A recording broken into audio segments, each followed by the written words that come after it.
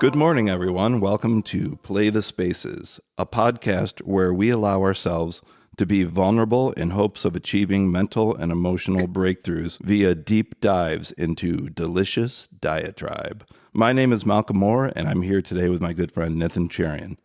Nithin, would you please explain the concept of Play the Spaces? Oh my God, dude.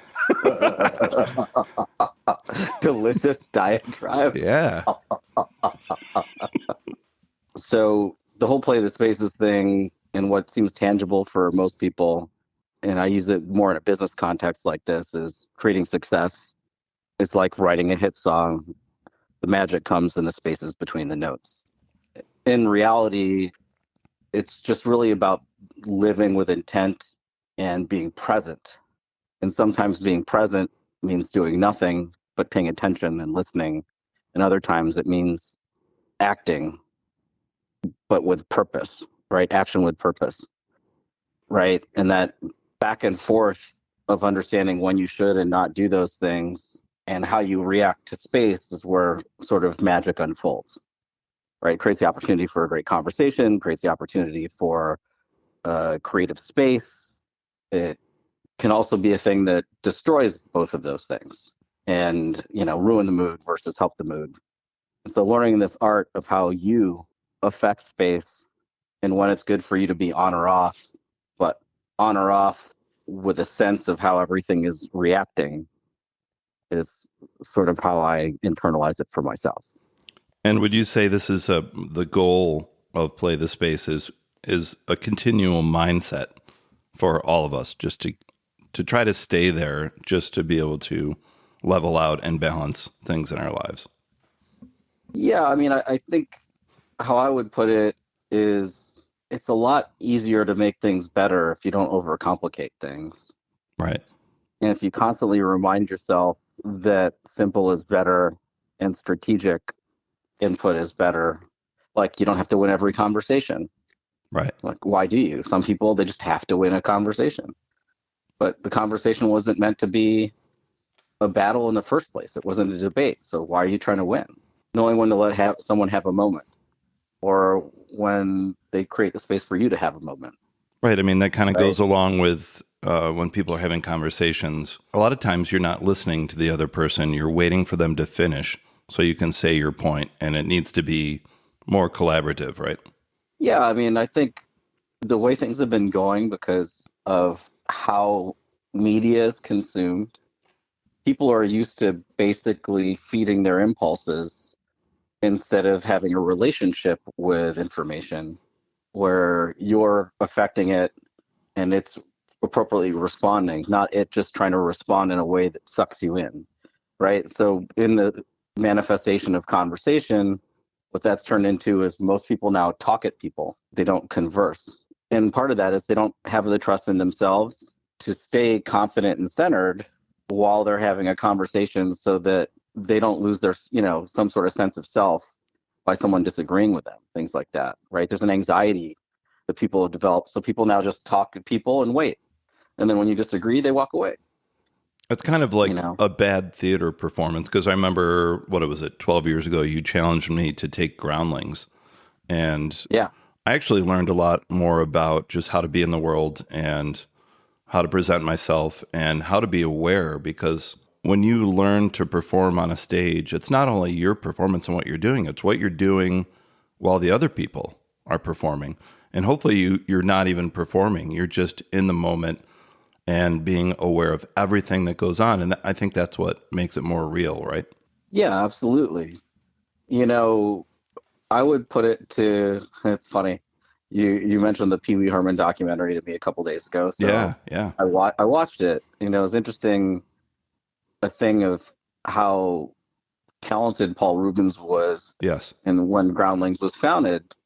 And he said something really interesting, which was, or should I say the people around him said something really interesting, was he was just one of those people that could instantly change the tone of what's going on, but in a way that it brought everything with him.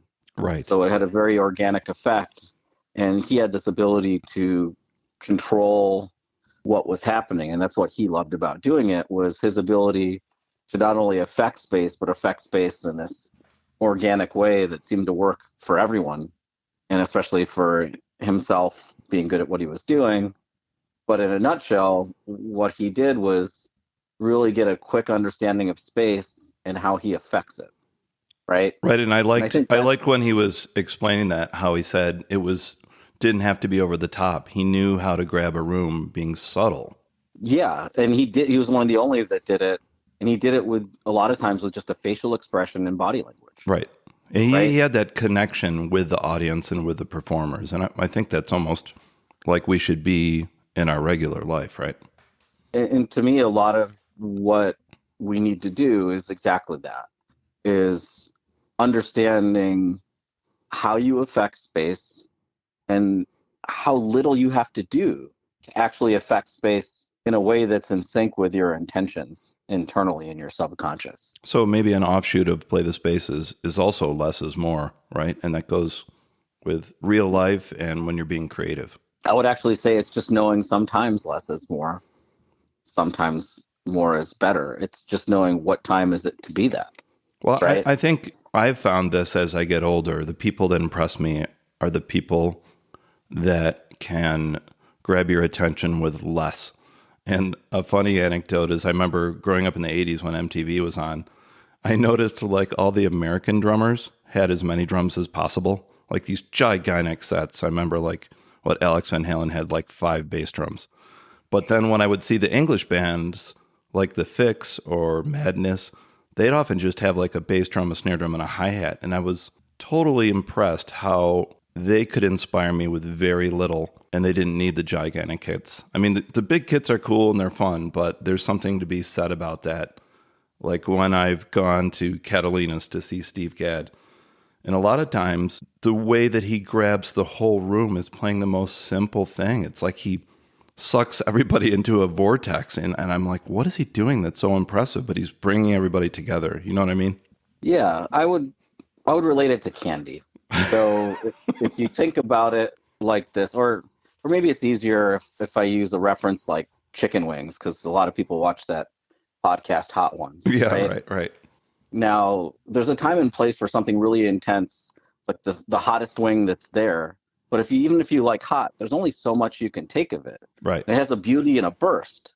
But if that's elongated, it'll destroy you, right? Versus if you had a mild wing, you could eat hundreds of them and enjoy a wing constantly. And I think what people mistake in sugar, what takes sugar from being something healthy, which you need to your body to function, it turned into a poison. Well, Right. intensity has the same effect in anything, Like right? where does it Intensity cross in the music. line, right? The tipping point. Correct. And everybody has a different sort of barometer for what that is based on their environment, based on their genetics, and based on how they responded to those things, right? But in general, there are these averages of certain things that you can take in quantity. Like you can take a lot of water, right? As soon as you turn water into something like alcohol, some people can handle a little, some people can handle an obscene amount. But even from the little to the obscene amounts, it's going to hurt you at some point, right? Right. But that varying degree of the intense version of water, which we could say is like a high proof whiskey, right? Some people just smelling it is too much. Some people can handle a sip. Some people can handle an ounce. Some people can handle half a bottle, Some right? people turn into a different person. Exactly. But as soon as you get into an intense thing, you have to be really mindful of your audience, right? And really mindful of who it's affecting. Because if you're not careful, you can hurt someone with what you think is a little, but it's not a little for them. So to me, playing the spaces is learning how to just read the room better so that you can understand when what you do is intense for some people, but mild for other people, Well, and you're right? bringing a great point out. I think that a lot of people, a huge percentage in all of us on our worst days, we're not aware of other people. We have our agendas and we have to be careful to maintain that balance that you speak of. Well, I think because of the way we consume things now, community isn't as big as it used to. So it's not as big of a factor in an everyday life because people create their own bubble, their digital ecosystem. And the reality is this art of understanding community is the art of being aware of your surroundings, right? Yeah. And it used to be you were forced to being aware because how you had a social life is being part of the community and not getting ostracized, right? Or finding a place where you could be you but still fit in the community.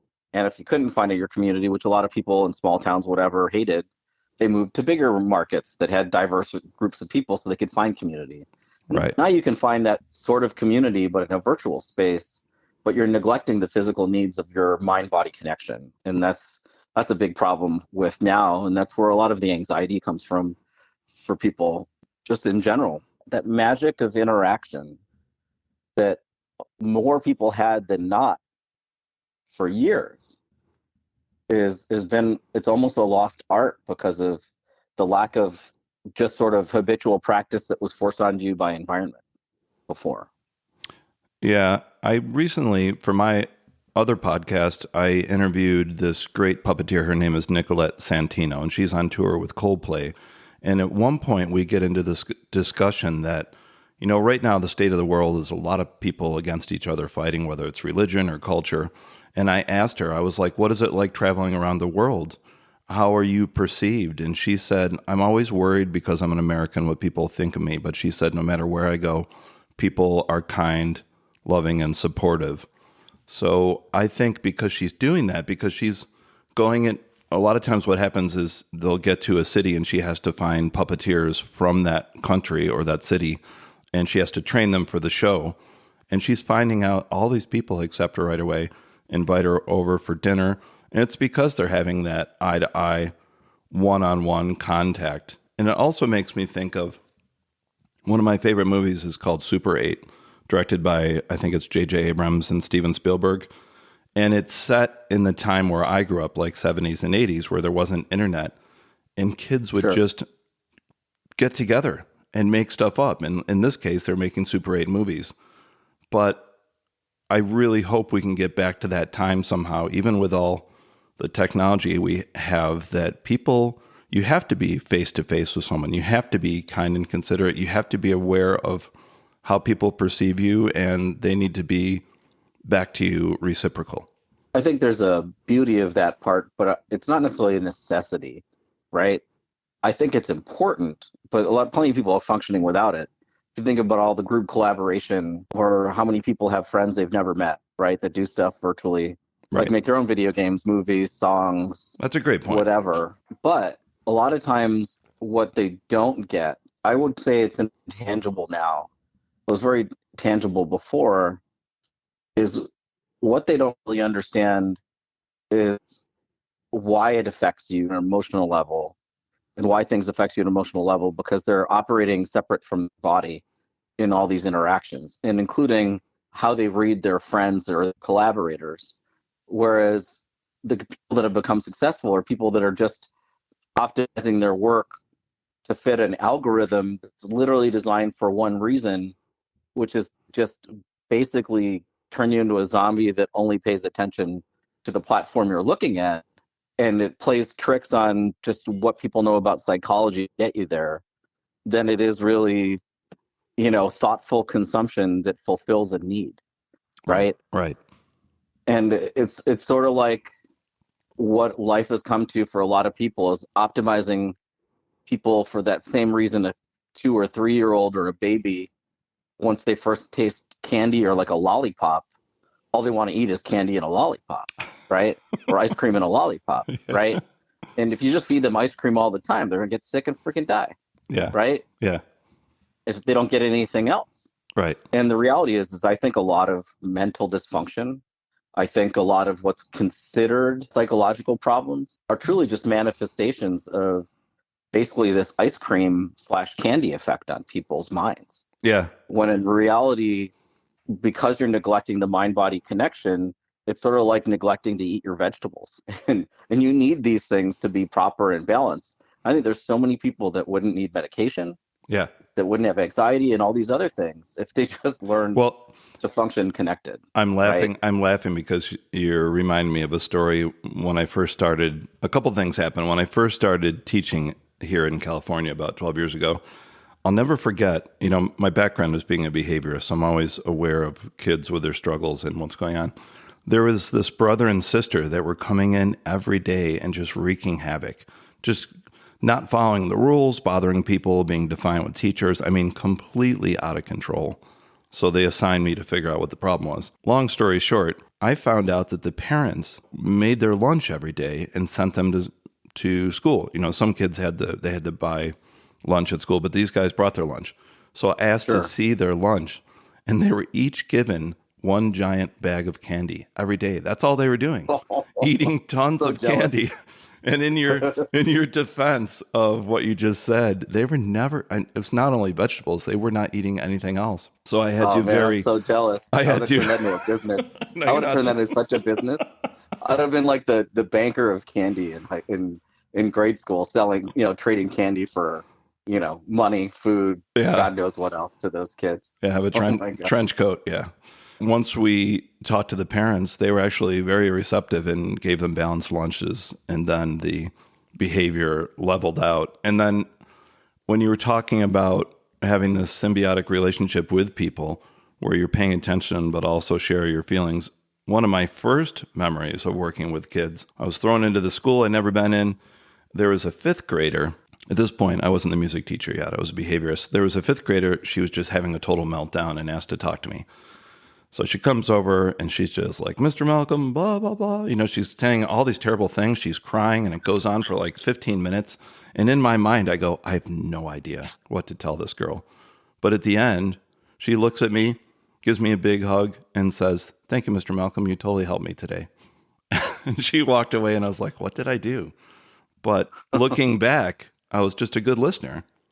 I think from what you're saying, that's where we have to begin. We really have to give people our attention, especially in this age of technology, whether it is in person or, like you say, online streaming platforms.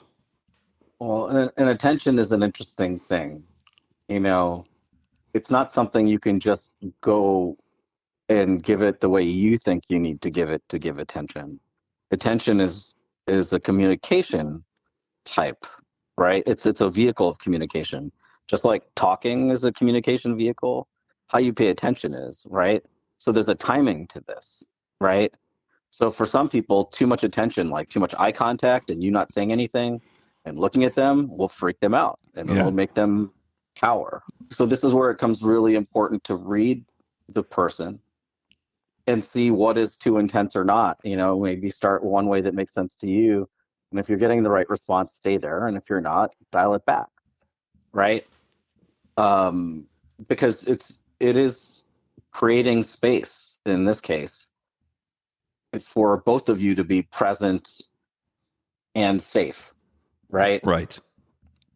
That's where that is. But that these kinds of things it's definitely a lost art form, and I think that's where the breakdown is of why people can't have a political conversation.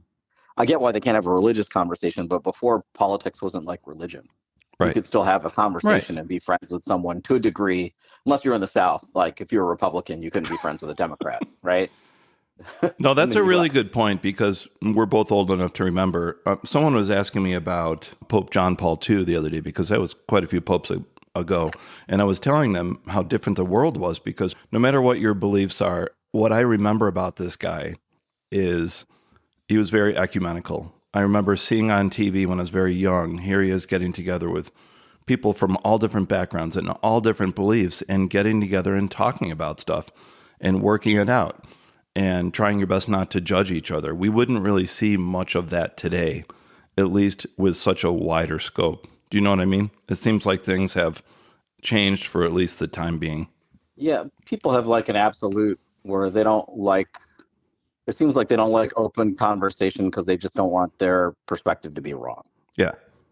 That seems to be a development now, and I think that's a lot of a manifestation of the way we're using dopamine triggers to basically consume information, i.e. social media. So when you go to places where you have conversation where there's disagreement, you're getting a different, chemical response in your body, which isn't that happy dopamine, right? Right. It's the equivalent of your friend not liking your post, even though they saw it. Right. And people just can't seem to handle that anymore, which is bizarre to me. Like the fact that you can be offended that one of your friends didn't like your post, it's like, well, maybe your friend was actually busy today. Like, how do you know what was happening? Yeah, maybe they didn't like your post, but maybe they just didn't see it. Or maybe they scrolled by it and wasn't paying attention because someone distracted their attention. Right. Maybe they whatever. Or maybe there wasn't enough that happened that they cared to actually engage with it because maybe your content sucked. Well, it's like Like, why is people, it their many responsibility people. to just like everything you do? Who Yeah, wants somebody friends? said to me once, "I wish there was a not like button," which is pretty hilarious. Well, that's very intentional because then people will not want to be on a platform because you just get cyber bullies because everybody virtually is more of a bully than they are a nice person, Yeah. you know? Well, listen, what we're going to do every week, I'm going to agree to be very vulnerable and bring up a topic I'm struggling with. And it's something that I also think that a lot of other people do. So hopefully it's beneficial.